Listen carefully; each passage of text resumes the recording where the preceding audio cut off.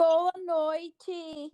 Estou bem e muito animada para mais um episódio do nosso EnfCast com esse tema maravilhoso. Cara, esse tema é minha paixão, viu? Vou ser bem sincera. A Nosso Dourado veio aí com tudo. A gente tinha que fazer esse podcast, com certeza. Com certeza, para a gente acolher as mamães, a gente incentivar aí. Então, espero que vocês gostem. Estamos aqui com a Bruna, que também é enfermeira. Se apresenta um pouquinho pra gente, Bruna. Boa noite. Boa noite, gente. Eu sou enfermeira formada pela Universidade de Brasília, junto com as meninas, e fiz a minha especialização na Universidade Federal de São Paulo em enfermagem obstétrica. Estava falando para a Carol que esse é um tema que eu amo, é complicado de falar, porque eu falo muito sobre ele, e aí a gente tem um tempo a cumprir, né? Uhum. E aí eu fiquei um pouco preocupada, até falei, meu Deus do céu, como é que falo tudo que eu quero falar nesse tempo? Mas vai dar tudo certo. Vai sim. Não, quando a gente decidiu por esse tema, você foi a primeira pessoa que eu lembrei, porque eu lembro de ver você sempre repostando as fotos das suas palestras durante a sua residência com os mamilos de tricô. Aí eu falei, não, gente, é a Bruna mesmo que eu tenho que chamar. Estamos aqui também com a Kátia. Boa noite, Kátia. Olá, boa noite. Se apresenta um pouquinho pra gente. Então, sou Kátia, né? Mãe de 2 bebês de 19 e de 16 anos. Vai fazer 16 mês que vem. Estou aqui a falar mais da minha experiência. Sim, exatamente. Vamos começar por você mesmo, como mãe, né? Porque apesar de nós termos muitas enfermeiras aqui na roda, e a enfermagem é quem toma conta, né, dessa questão de amamentação, é um forte nosso, um espaço nosso que a gente conquistou enquanto profissão. Mas vamos falar aqui de mãe para mãe. Conta como foi amamentar os seus 2 bebês. Os meus bebês, né? Então, boa noite a todos, né? Estou aqui para falar um pouco da minha experiência, né? Que, a princípio, vou falar mais da Rafaela, né? Porque a Rafaela é a mais velha, tem 19 anos. Porque ela foi uma experiência no qual eu tive amor e ódio. No começo eu sofri muito, né? Muito mesmo, porque eu tinha muito, muito, muito leite, e ela teve uma pegada errada, e eu sofri muito, muito, ela me machucou muito. Então, assim, durante, eu acredito, uns 3 primeiros meses, acho que nem 3, os 2 primeiros meses eu sofri muito, então eu não tive muito prazer. Eu chorava mesmo, cada vez quando ela acordava eu me desesperava, porque eu sabia que eu ia sofrer. Mas passei um tempo no banco de leite, no hospital, para aprender como funcionavam as coisas, e aí eu peguei um amor, assim, que só quem passa vai entender, porque a amamentação é a coisa mais linda que uma mãe pode ter com o filho. Às vezes eu leio em alguns lugares assim, as pessoas ficam romantizando, a amamentação não tem nada de romântico. Tem sim, gente, tem. Se você souber e aprender como fazer, é a coisa mais linda que você pode fazer, um ato de amor perfeito que você pode ter do seu filho. E é uma ligação que fica para sempre. E eu tô aqui para vocês quiserem fazer alguma pergunta. Eu aprendi muito, passei pelo banco de leite, com profissionais, com enfermeiras excelentes que me ajudaram. Eu tive que aprender na marra, e quando eu aprendi foi perfeito. Kátia, conta pra gente, assim, como que foi a sua experiência com a equipe de enfermagem lá do banco de leite? Como é que foi seu acolhimento? Como é que foi, assim, o primeiro dia que você chegou lá no banco de leite? Então, eu vou contar aqui, porque quando a Rafaela nasceu, eu tinha muito leite. Eu tinha leite, antes dela nascer, vazava leite para tudo quanto é lado, eu tomava banho de leite. E aí, quando ela nasceu, teve uma pegada errada. Ela não pegava, e assim, quando criança mama e fica fazendo barulhinhos, não pega certo, tem que pegar todo o bico do peito. E eu não estava dando conta, e aquilo me causou um desespero. E aí eu fui encaminhada para o banco de leite, inclusive atrapalhou até na minha alta, porque ela não estava conseguindo mamar. E aí foi aonde entrou as enfermeiras, no qual estava no banco de leite. Assim, eu fui extremamente muito bem atendida.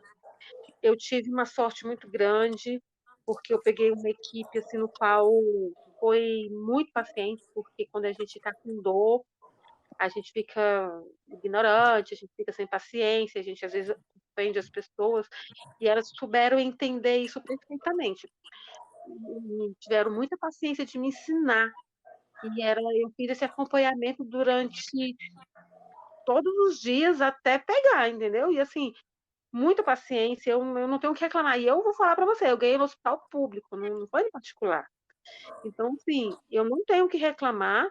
E eu aprendi, tudo que eu aprendi foi no banco de leite, com as enfermeiras do banco de leite, no qual, quando veio o Rafael, né, eu não precisei, eu já sabia. Então, o Rafael foi bem mais tranquilo. Você chegou a doar leite, Kátia? Então, eu cheguei, e eu não precisava nem de fazer a ordenha, né? Eu amamentando a Rafaela em um e o outro saía. Inclusive, eu doei para a Carol.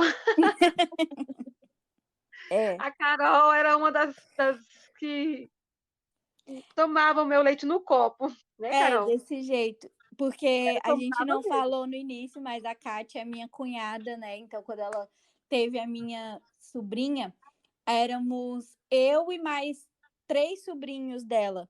E aí a gente enchia o copo mesmo do leite dela e os meninos iam colocar lá o Nescau e eu tomava o leite dela puro. Isso a gente já com 6, 7 anos. Mas é verdade.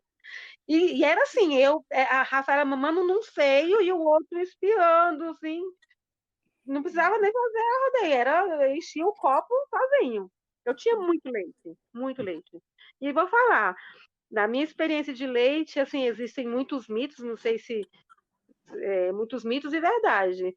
Não tem esse negócio que a mãe da gente, tem que comer milho, tem que comer pirão, tem que comer isso. Não, gente, é água, bastante líquido, que você tem bastante leite.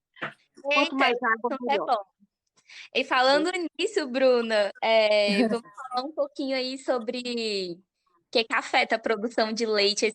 Os nossos antepassados, né, eles falavam muita dica, gente do céu, mas quando a gente tá amamentando, come canjica, come caldo de Toma galinha, cerveja preta. toma cerveja preta. E aí, se realmente funciona, Bruna?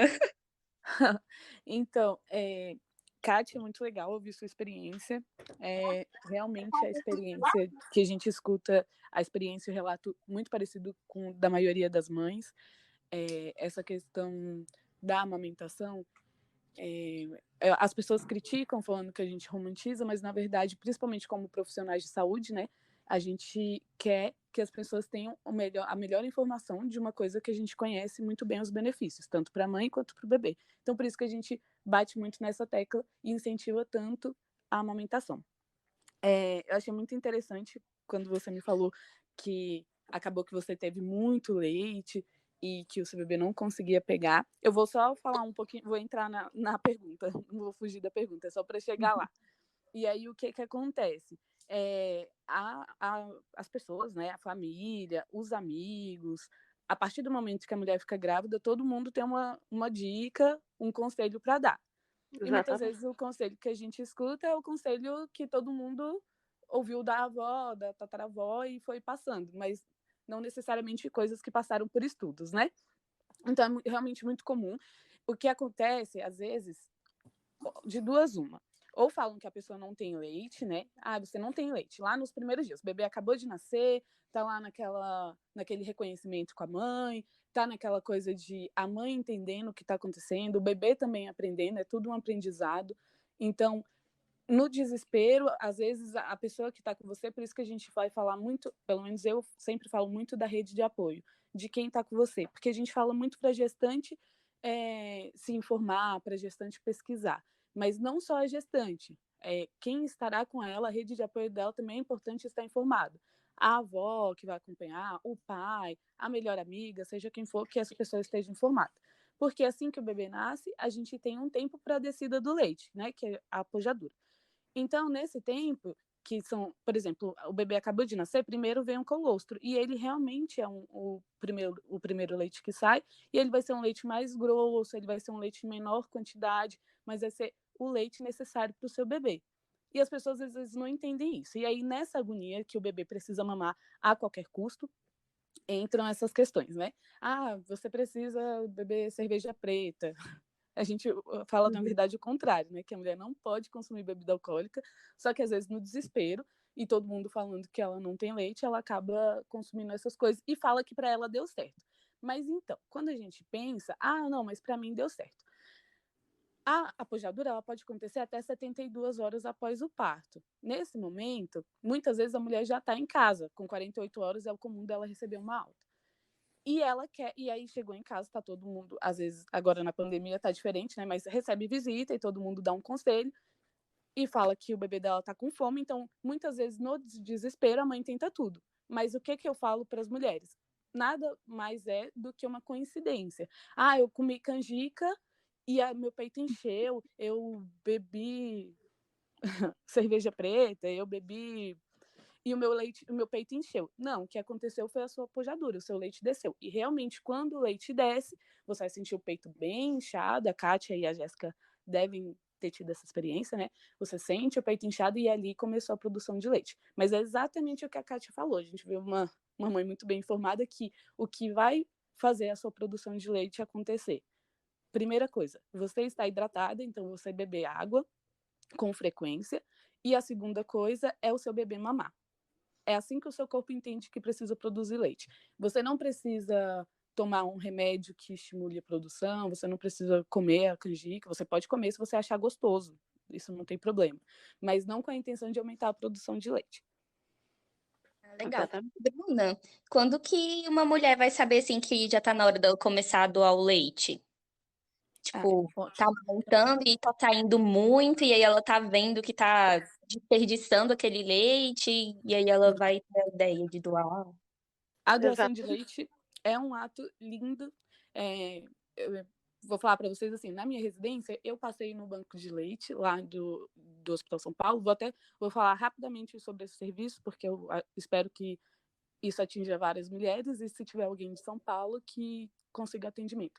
É público, é um banco de leite. E lá a gente também faz atendimento exatamente o que a Kátia passou. A gente faz esse atendimento e as orientações para essas mulheres. Você basta chegar e explicar o seu caso e você é atendida de acordo com a sua necessidade, porque cada pessoa, cada mulher tem uma necessidade, então não existe uma receita de bolo. Isso também é importante. Uma coisa que eu sempre falo é a importância de não se comparar. Não se compare com outras mulheres. Ah, mas com a minha mãe foi assim, com a fulana foi assim, mas com você é outro processo. Então, às vezes a comparação causa uma ansiedade muito grande nas mulheres. A questão da doação de leite, primeiro, o ato é lindo e que a mulher queira passar por esse processo, né? É uma escolha dela, ninguém é obrigado a passar por isso. Você tem uma produção, todo mundo pode doar leite, tá? O peito, ele não é estoque, ele é uma fábrica. Então, o que acontece? O seu bebê está mamando, você está estimulando essa produção, você vai ter o leite. Então, não precisa ter medo. Por mais que você fale assim, mas o meu peito não fica jorrando leite o tempo inteiro. Então, se eu doar o leite, pode acontecer do meu bebê ficar sem? Não. Na verdade, o que acontece é que com o tempo, a tendência, o que vai acontecer, o que a gente espera que aconteça, é que o seu corpo e o seu bebê entrem numa sintonia e que o seu corpo comece a aquela quantidade que o seu bebê precisa.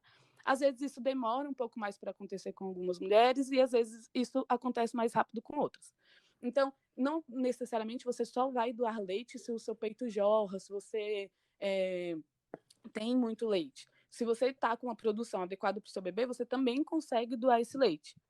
e isso não vai faltar para o seu bebê. Isso que é importante frisar. Até porque a produção do leite, a maior parte vai acontecer durante a própria mamada do seu bebê. Inclusive, só falando, assim, desculpa, falando da minha experiência, que eu tenho um sobrinho que é 3 meses de diferença da idade da Rafaela, e eu amamentei ele também, porque a mãe dele tinha muito pouco leite, ela passava por processo, assim, ela não estava bem psicologicamente, que é um fator que afeta um pouco as mães, né, que é o Sim. psicológico, e ela não estava bem, então o leite dela era muito pouco, e eu amamentei o filho dela, eu já cheguei a amamentar um em cada seio. E nunca me faltou nada, sabe, muito pelo contrário, quanto mais eu mamava, mais tinha. Eu tinha muito leite, Sim. muito leite.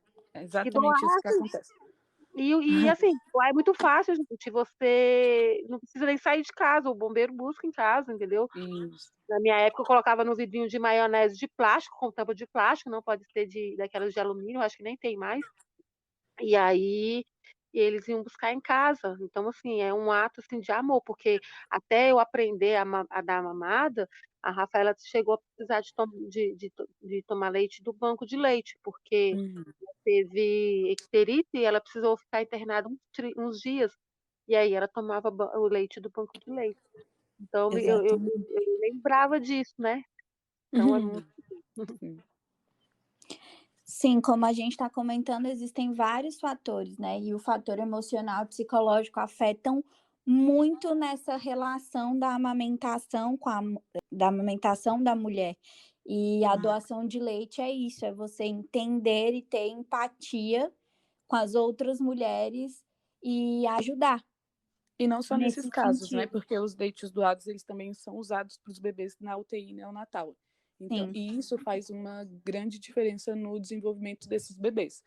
Não tem comparação, já tem vários estudos que comprovam que o leite materno realmente é o melhor alimento para o bebê, né? Então, isso, aí, além de você ajudar mulheres que passaram essa situação como a da Kátia, você ainda ajuda outros bebês que estão em situações graves nas UTIs neonatais. Com gente, certeza.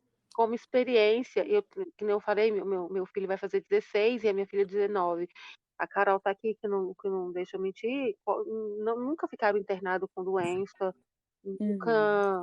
O máximo que tiveram foi essas viroses normais de bebê, entendeu? Que às vezes Uhum. simples, mas são extremamente saudáveis, extremamente fortes, entendeu?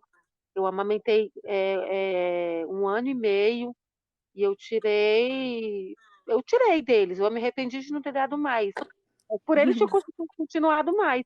Então, assim, eu falo, eu sou a maior incentivadora do mundo em amamentação. Tem gente que fala: "Ah, você perde tanto tempo, a mamadeira é tão rápido". Gente, mas não se compara, não tem comparação. O leite materno é espetacular. Eu Eu não tô ama entendo quando falam isso, sabia? De perder tempo. Porque, na verdade, quando a gente olha a praticidade, ah, comparando com a mamadeira, você tem que levar o pozinho, você tem que levar a mamadeira, você tem que ter uma água filtrada adequada para o seu bebê. tem E que aí parar o em algum leite lugar para não. fazer. Exatamente. O peito, você basicamente está ali. O alimento do seu filho está com você. Sem contar que o custo, né, é totalmente gratuito. É Nenhum. o melhor alimento para o seu bebê e de graça.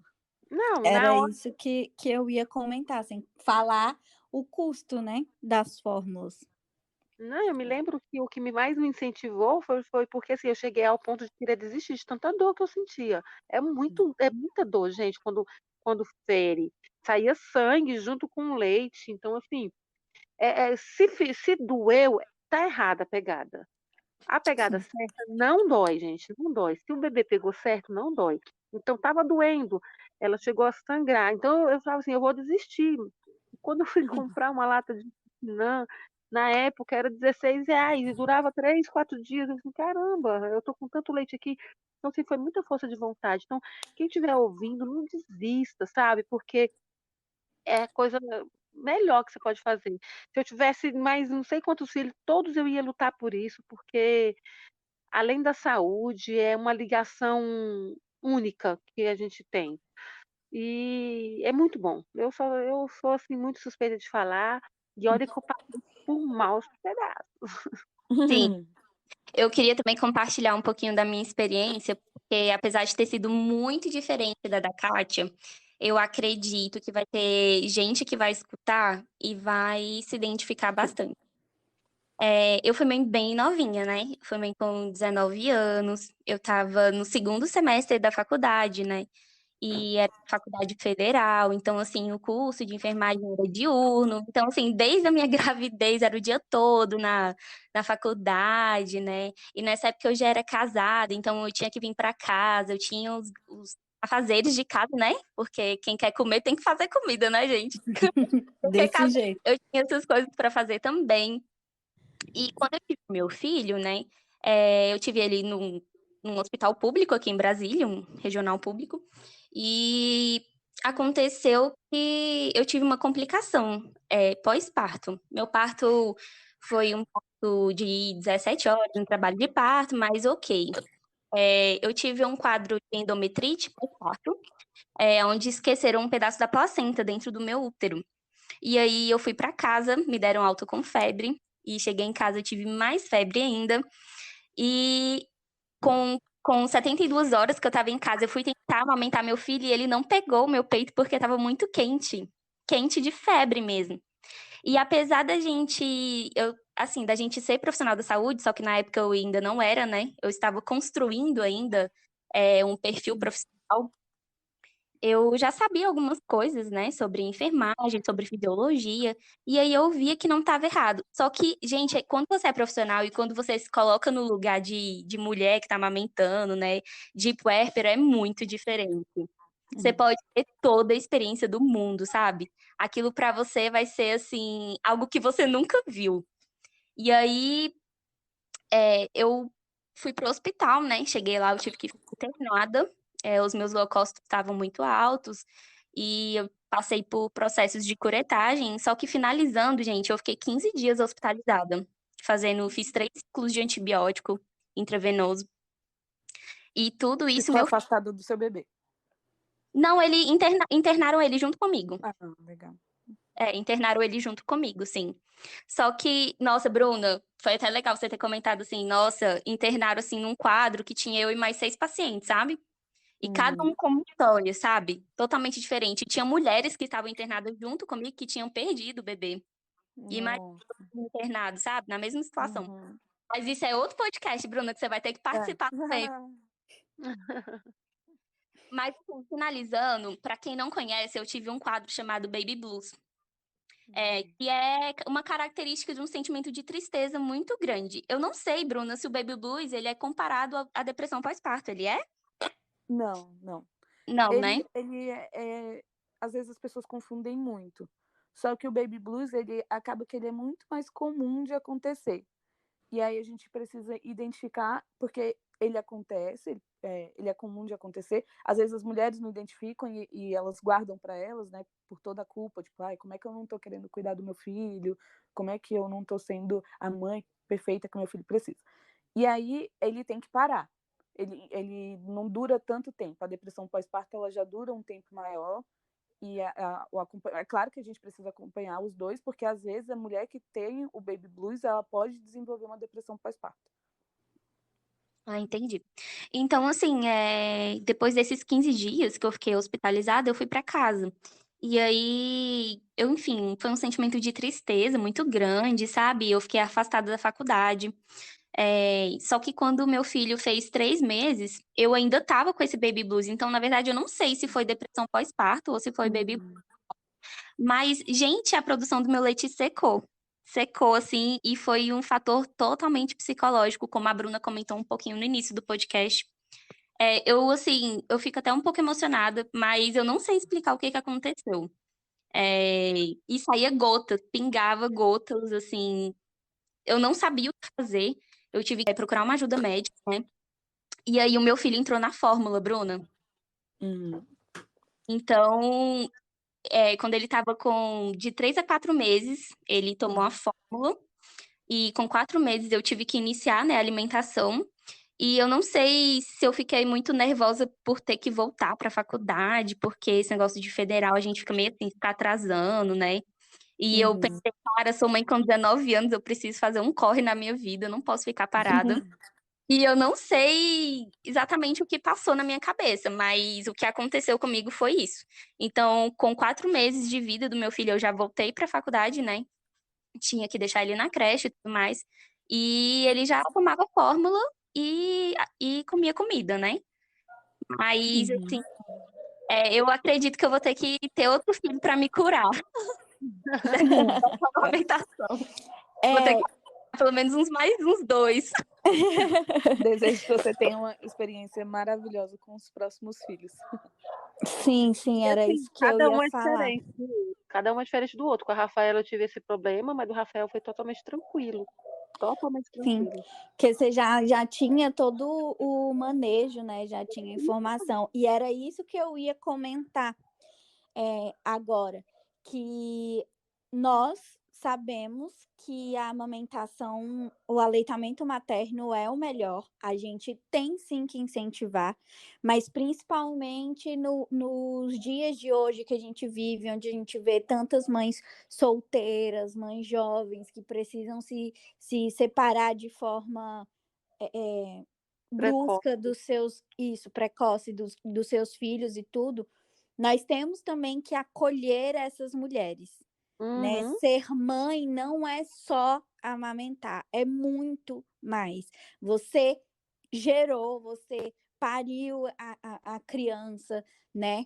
Independente de como foi essa amamentação, você sempre vai ser a mãe que seu filho precisa, de qualquer forma. E a gente, como sociedade, tem que ter essa consciência de diminuir essa cobrança e da gente ser acolhedor com essa mulher nesse momento tão difícil, porque, igual a gente está comentando aqui, tem o puerpério, tem a questão dos hormônios, pode acontecer o baby blues, uma depressão pós-parto. Então, o que as mulheres precisam nesse momento é acolhimento e rede de apoio. Exatamente. E para as mulheres que estão ouvindo a gente, né, que teve assim uma experiência maravilhosa com a amamentação, e para quem não teve, também ficar tranquilo, porque assim, elas não estão sozinhas. E isso acontece, né? O apoio, gente, da família assim, é muito fundamental, porque a hora da amamentação é uma hora assim única, sabe? Se alguma mulher estiver passando por um momento de dificuldade e a pessoa que estiver do lado não tiver paciência, as coisas vão se agravar. E aí vai entrar a parte do psicológico, pode haver a parte do leite começar a secar, e aí a mulher começa a se sentir culpada, sendo que não tem culpa, e aí a cobrança fica muito maior. Aí existe uma série de fatores que fazem com que o leite seque. E assim, a pessoa que está do lado, seja o marido, ou se não tiver um pai, um irmão, ou uma irmã, a mãe, o importante é ter muita paciência, porque assim, é um momento muito difícil, muito difícil. Se está tudo bem, mas se não está, a gente tem que proporcionar, eu estou falando por experiência, porque quando eu ia amamentar, era assim uma tristeza no começo, porque doía muito. Então, assim, se não tiver paciência, a tendência é só você desanimar, desistir, a se cobrar.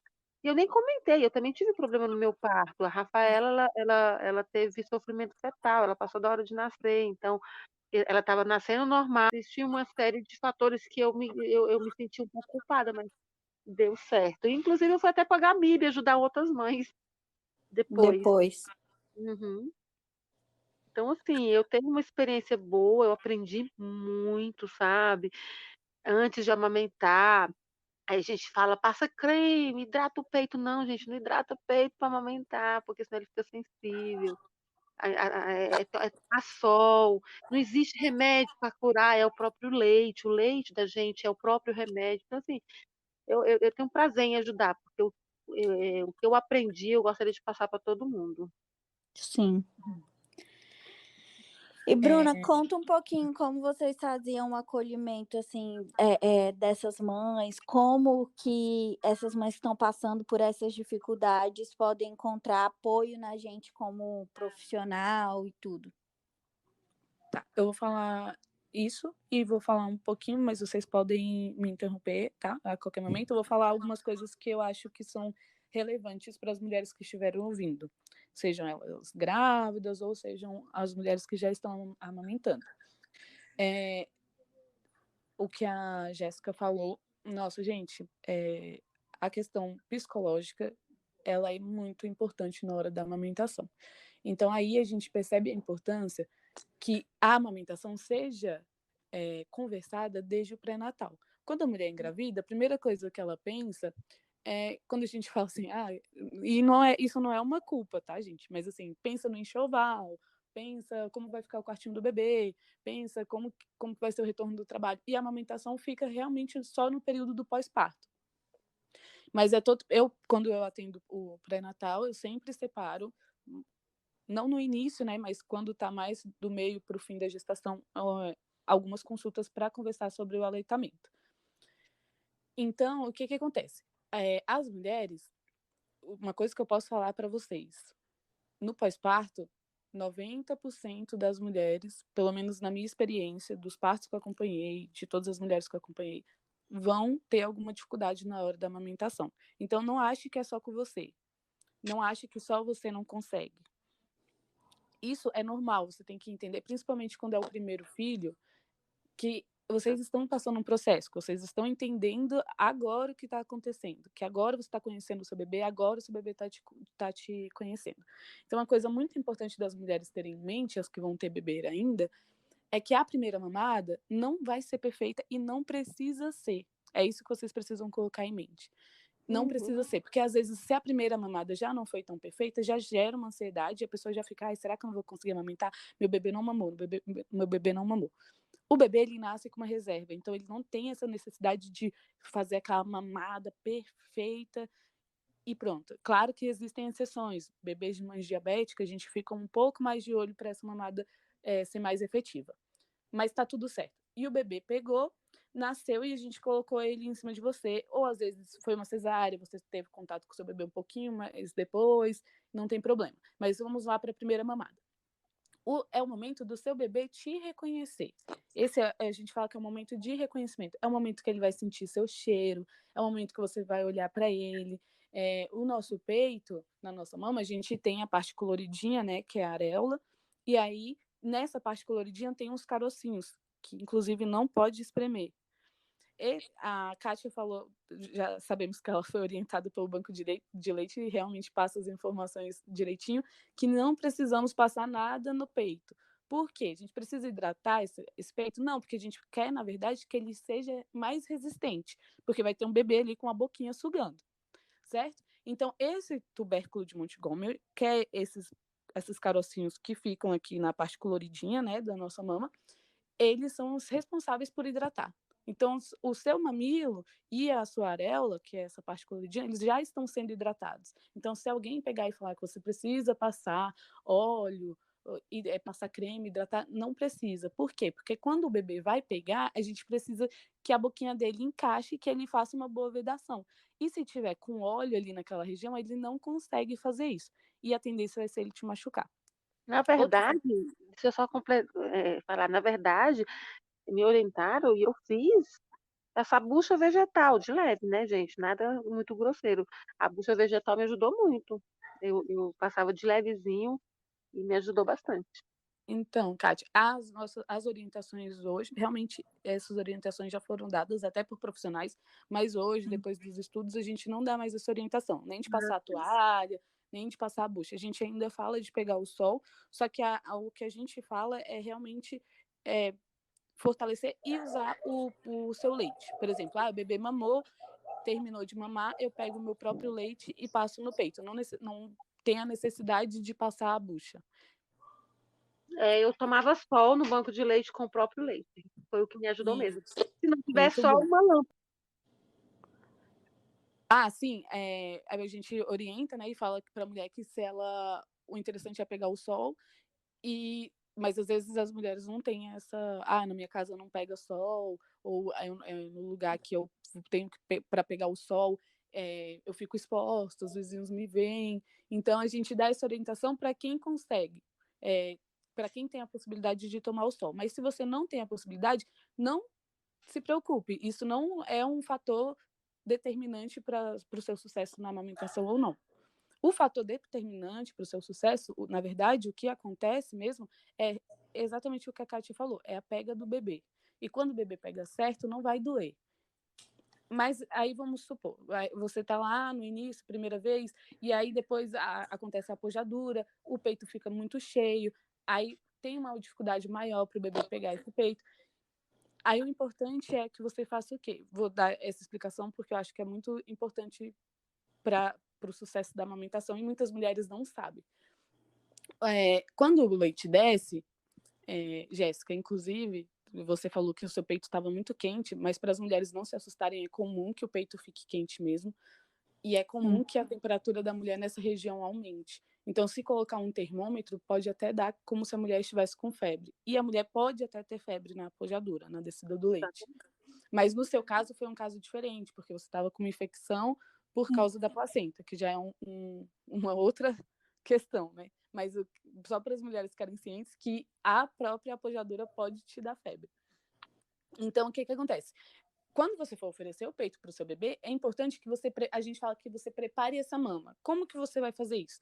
Que você se conheça também. Olha para o seu peito, pega nele, coloca a mão assim embaixo para ver se ele está mais pesadinho. E o que você vai fazer? Você vai pegar essa parte coloridinha, que é o que a gente chama de areola, né? E você vai testar, a gente fala que é testar a flexibilidade. É muito difícil eu dar essa orientação sem estar mostrando, mas vou tentar explicar de um jeito que dê para visualizar. Como que você vai fazer isso? Vai pegar os seus 2 dedos, o indicador e o polegar, vai colocar exatamente nessa parte coloridinha do peito e vai tentar levantar ela para cima e colocar para baixo. Levantar para cima mesmo. Vai tentar colocar para cima e para baixo. O que acontece? Quando o peito está muito cheio, essa parte fica endurecida e você tenta fazer isso e ela não vai fazer. Se você colocar o bebê para mamar com seu peito assim, ele não vai conseguir fazer a vedação correta e pode acontecer dele te machucar.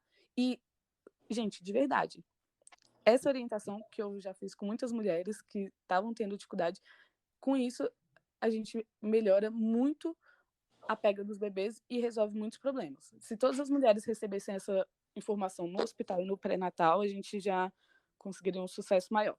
Então, você vai fazer isso. Ah, tá duro. O que eu vou fazer? Vou pegar meus 2 dedos, pode ser o indicador e o dedo do meio, e fazer uma massagem nessa região em movimentos circulares. Que aí você vai perceber, na hora que você faz essa massagem, você pode até perceber que às vezes começa a sair o leite. E aí você vai testar a flexibilidade de novo, para baixo e para cima. E você vai ver que tá molinho para o seu bebê pegar. Isso é super importante. E você vai fazer isso em todas as mamadas. Sempre antes de dar mamar para o seu bebê, você vai fazer isso.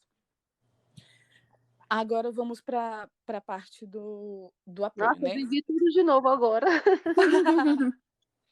É bom, Mas, né? gente, isso é muito importante. Não, vivi tudo, porque o que ela falou foi as orientações que eu recebi. E aí tem a questão do bebê também estar bem posicionado. O que é? O momento de amamentar é um momento importante. É um momento que você precisa estar tranquila, é um momento que você precisa estar em paz. Não é o momento de você pensar no almoço do marido, na casa que está suja.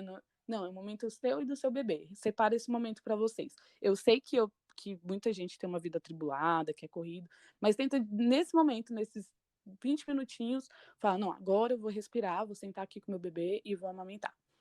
Então, nesse momento, o que você vai fazer? Você tem que posicionar bem o bebê. Não é para o bebê ficar longe de você. É barriguinha com barriguinha, é um bebê na altura da sua mama. Não é você que leva o peito para a boca dele. Ah, ele está aqui, bem aqui em cima e eu estou tentando colocar meu peito lá na boca dele, lá em cima. Não, ele vai acompanhar a anatomia do seu corpo. Então, ele vai ficar na altura da sua mama e você vai encostar em você. Isso também é super importante. E aí, essa parte do psicológico, o que eu posso falar para vocês é que na maioria dos meus atendimentos, grande parte, já atendi mulher que já chegou chorando, já chorei junto com mulher, é um momento que vocês estão muito fragilizadas. Então, é por isso que eu falo a importância de ter alguém participativo junto com você, para entenderem o que você está vivendo. Porque eu já recebi mulher que chegou e falou assim, eu comprei a fórmula para o meu filho, mas eu quero muito amamentar. Só que aí, quando eu vou dar mamar para ele, depois que ele mama, ele ainda chora um pouco. E a minha sogra fala que ele está com fome, que eu estou deixando meu filho com fome. Meu marido também fala e começou a chorar. E aí, quando eu fui fazer a avaliação das mamas, né?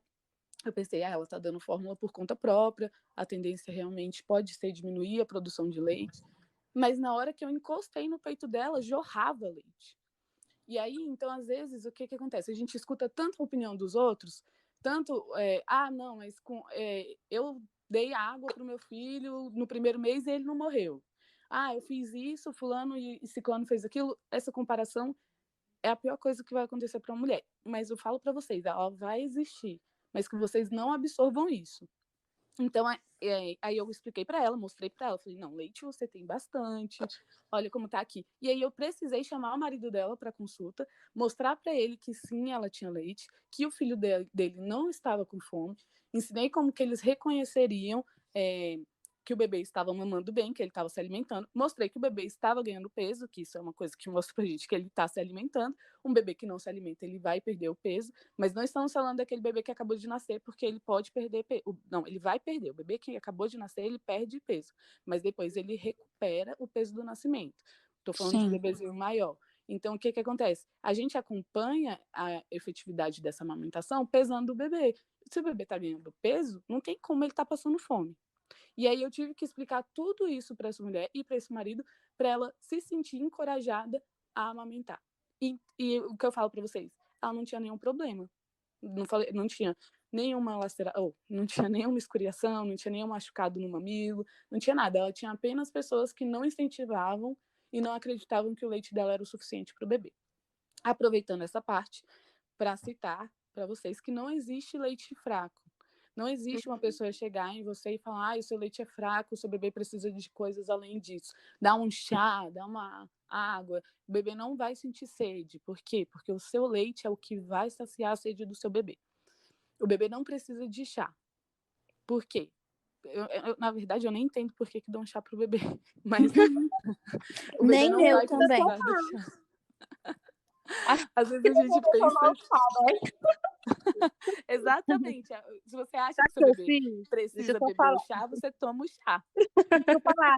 Eu tomava o chá. A Rafaela teve um período que ela estava trocando a noite pelo dia. Então, assim, o que eu fazia? Eu tomava chá de erva doce, chá de camomila, eu tomava. E aí, o leite, assim, o nosso corpo é muito inteligente. Ele vai passar para o bebê o suficiente que ele precisa. Então, exatamente, perfeito. Se alguém falar, dá chá pro seu bebê, e você quer dar, você toma, que o seu bebê recebe. Mas diretamente para o bebê não tem essa necessidade. Então não existe leite fraco. O corpo ele produz exatamente aquilo que o seu bebê vai precisar.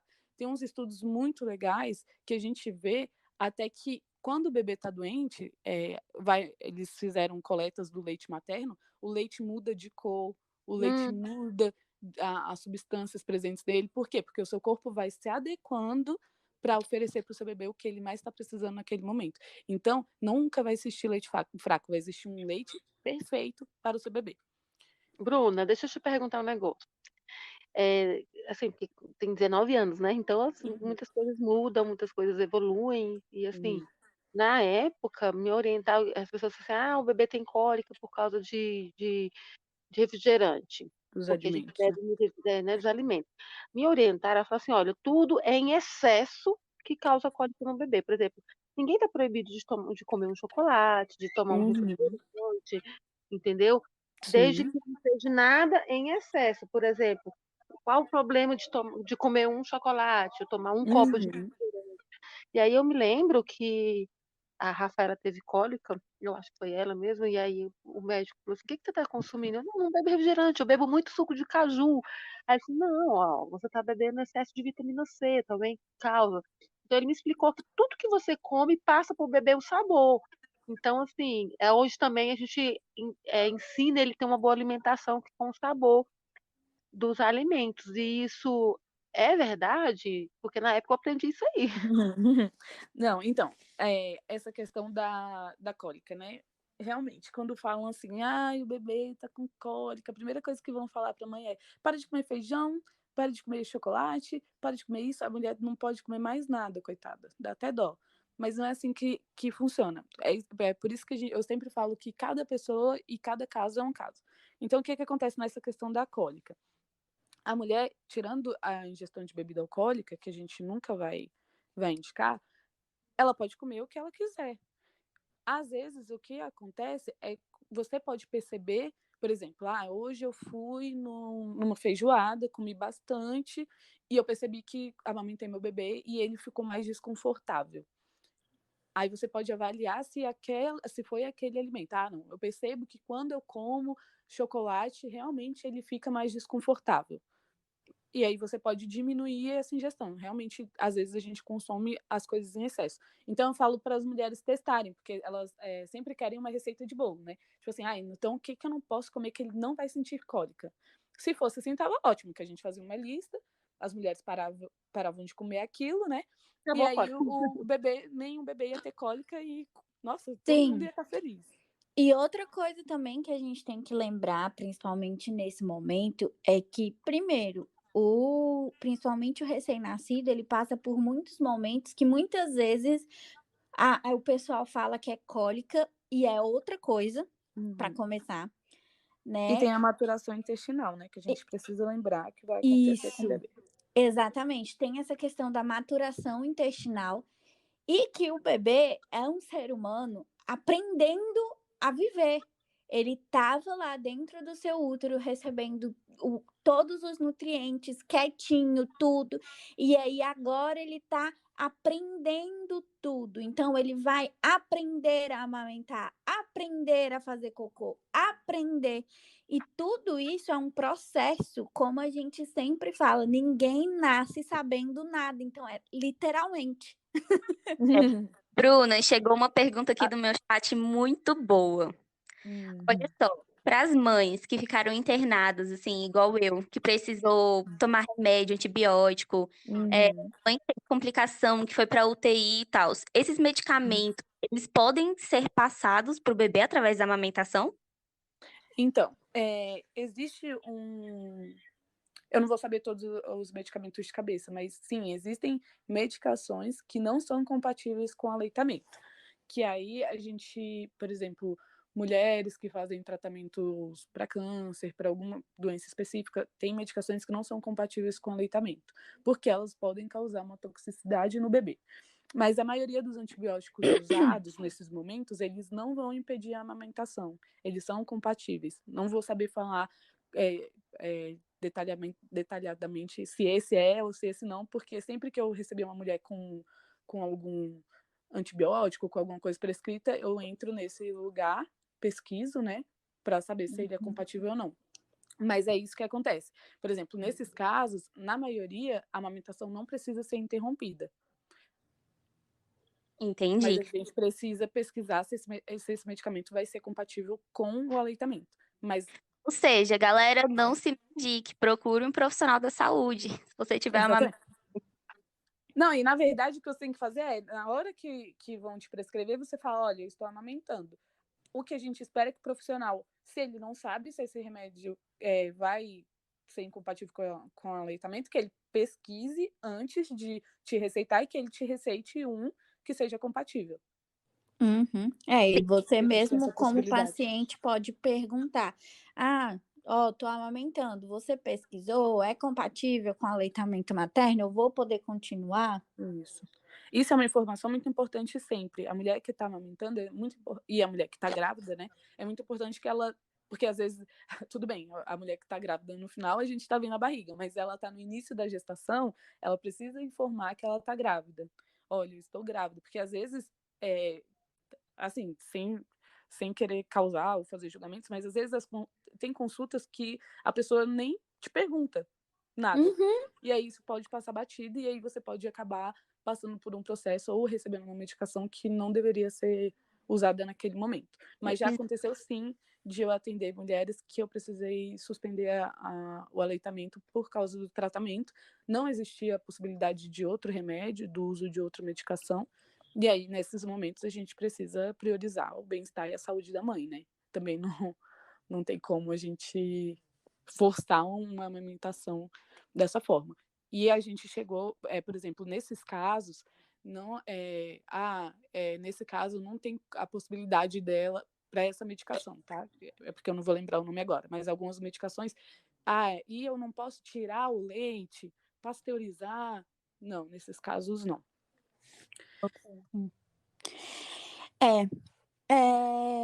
Eu acho que por toda a nossa conversa já deu para entender, mas eu quero reforçar aqui, principalmente nessa época de pandemia, a importância do pré-natal e da amamentação.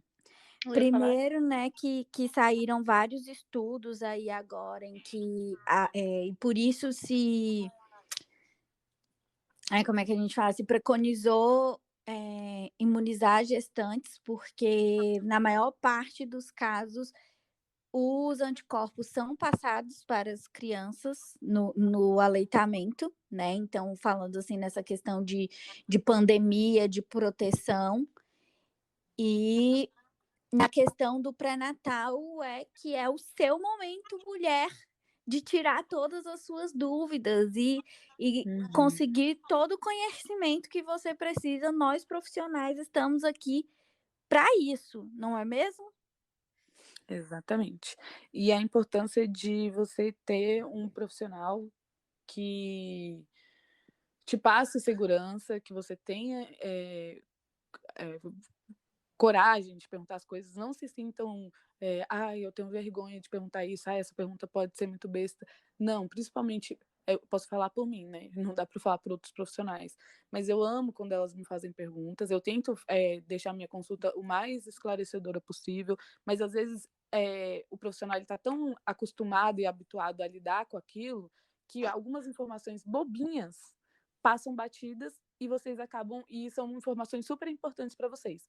Então, pesquisar e se informar, eu acho que é a coisa mais importante. Hoje eu vejo que tem muitos Instagrams, hoje a informação ela chega de uma forma muito fácil para a gente, mas que a gente saiba filtrar também, porque ao mesmo tempo que tem muita gente dando informação boa, tem muita gente que ainda está, infelizmente, ainda está desatualizado, ainda passa algumas informações que não são mais utilizadas, não são mais as melhores. Então, sabendo filtrar bem e conversando com alguém que você confia, com certeza o sucesso, né, na amamentação pode ser maior. Outra coisa que eu queria falar é que muitas vezes quando a gente vê a foto lá da propaganda da amamentação, é sempre uma mulher muito arrumada, com um bebê, uma mulher sorrindo no colo, com um bebê grande, e aí a gente acaba pensando assim, é assim a amamentação. Quando a gente pensa em amamentação, a gente pensa o quê? Eu lá, linda, plena, meu bebê no meu peito e tudo dando certo. Mas o que eu posso falar é que é um desafio. Amamentar é um desafio. Então, não vamos ficar criando uma super expectativa baseada numa foto de propaganda de amamentação ou baseada na experiência de outras pessoas. Porque só você vai poder passar por essa experiência. E assim, aquela mulher que está lá toda magra e linda e maravilhosa, aquilo ali não se compare com aquilo, porque eu também recebia muitas mulheres falando, nossa, mas eu tô feia, eu tô horrível, não tenho tempo de me arrumar. No início o bebê ele vai solicitar bem mais vezes a sua mama, ele vai solicitar mais vezes a mamada, aí fala, eu não tenho mais tempo para nada, mas não se desespere, isso vai se organizar. O seu bebê ele vai começar a entender a hora que dorme, a hora que acorda. No início ele vai querer mamar de madrugada, mas com o tempo a Kátia deve ter passado por isso, com o tempo ele acostuma a dormir à madrugada e ele vai mamar durante o dia. Então tudo é uma adaptação. Não se desespere e não queira que as coisas aconteçam muito mais rápidas do que o processo que elas precisam passar. Exatamente, eu só queria fazer uma observação para todas as mulheres que estão ouvindo esse podcast. Gente, essa foi a minha experiência e a Kátia contou a experiência dela. Vocês podem ter outras experiências, inclusive maravilhosas, melhores que a nossa. Então, e eu acho que seria até interessante, talvez, combinar para falar sobre o retorno da mulher ao trabalho, como que dá, por exemplo, a mulher que quer continuar amamentando, como que ela pode fazer isso, porque realmente é pouco tempo, não dá para explicar tudo, mas como que ela pode fazer isso, ou aquela mulher que realmente não conseguiu manter, né, que isso não torna dela, que é o que já foi falado, menos mãe, menos mulher, uma mãe pior, mas que existem possibilidades para que ela tente manter esse aleitamento. A gente pode comentar sobre as mulheres, elas se preparam muito fisiologicamente, né, para a chegada do bebê. E a gente precisa ver redes de apoio que prepare essa mulher psicologicamente também, né? Mas assim, mulheres, também procurem essa rede de apoio psicológica nas consultas de enfermagem, as consultas médicas. Perguntem, não tenham vergonha, gente, perguntem. Isso vai ser muito importante lá na frente. Exatamente. E eu queria comentar isso porque graças à tecnologia, né, o mundo se atualizou muito nesse tempo de pandemia, por exemplo, e a enfermagem, ela tem ocupado esse espaço de rede de apoio, por exemplo, né? Então, eu tive muitas amigas que tiveram bebê agora e todas elas fizeram questão de contratar uma enfermeira obstetra, por exemplo, para ter esse acompanhamento no pré-parto, no pós, durante o parto e no pós-parto também. Então, é uma área que a gente tem que ocupar como profissionais, né? Falando assim para a nossa categoria. Então, tipo, procurem, nós estamos aqui para isso, enfermagem, vamos ocupar esse espaço também, tem muita demanda, tem muita mulher aí precisando disso, e como a gente falou várias vezes aqui, cada caso é um caso, você precisa ser acompanhada de perto, nós temos vários profissionais aí no mercado muito bons, então não fique parada, não sofra sozinha. Assim, não é puxando assim, porque tem as enfermeiras aí, mas foi muito importante para mim, na minha experiência, a enfermagem na minha vida, porque a gente sabe da importância do médico, enfim, mas ele passa ali um momento e vai embora. E é a enfermeira que cuida da gente. Então, me ajudou muito. E o que vocês falaram aí, eu só vou reafirmar que não deixe nenhuma dúvida para trás, nada. Aquela dúvida que você acha que é besta, que não significa nada, talvez seja que signifique tudo e às vezes até a dúvida de outra pessoa. Mas não deixe de perguntar, não desista e vai atrás de aprender, de amamentar. Tire todas as dúvidas, que é assim extremamente importante, desde a maior quanto a menor, mas procure ajuda se precisar e conte com a família, sabe? Porque depois que você passa por esse momento, você fala assim, é só alegria. Eu só tenho experiência boa. Depois que eu passei da ruim, né? Para mim foi tudo muito bom. Desse jeito. Então, meninas, muitíssimo obrigada pela participação de vocês. Foi muito importante. Muito obrigada mesmo. Boa noite. Boa noite. Gente, eu quero agradecer a Experiência. Queria agradecer a Bruna por ter disponibilizado também um pouquinho do tempo dela e a Kátia por ter compartilhado com a gente, né, essa experiência dela. Cara, eu tô gostando tanto de fazer esse podcast, porque, assim, o primeiro a gente teve a Lívia, né, que ela não é enfermeira, e hoje a gente teve a Kátia. E, assim, gente, é muito gostoso ouvir a história de vocês de fora, assim.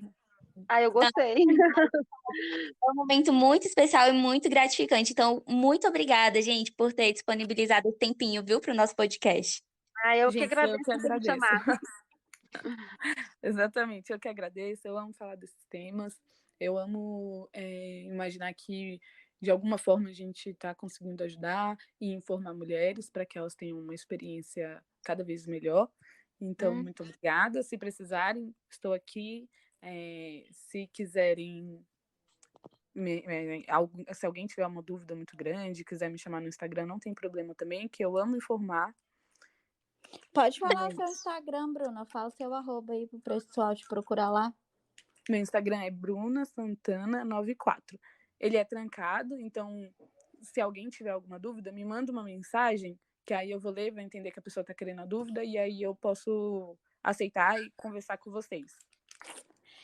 Beleza, meninas, muito obrigada. E Bruna, pode esperar um outro convite, porque inclusive essa novidade que nós vamos contar agora, da nossa nova parceria, né, amiga? Né, Jéssica?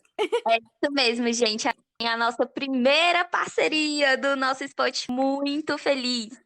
É a loja Todi Chico. Ela é uma loja que ela vende absorvente ecológico, coletor menstrual e disco menstrual. O Instagram é @todichico. Depois vocês entram lá e dá uma olhadinha nos produtos, elas enviam para todo o Brasil. Que legal, parabéns. Obrigada. Pois é, então nós vamos falar muito ainda sobre saúde da mulher e tudo. Então pode esperar o convite, viu? Claro. Então, tchauzinho, gente. Esse é mais um Tchau. episódio do nosso Enfcast. Espero que vocês tenham gostado. Boa noite, meninas.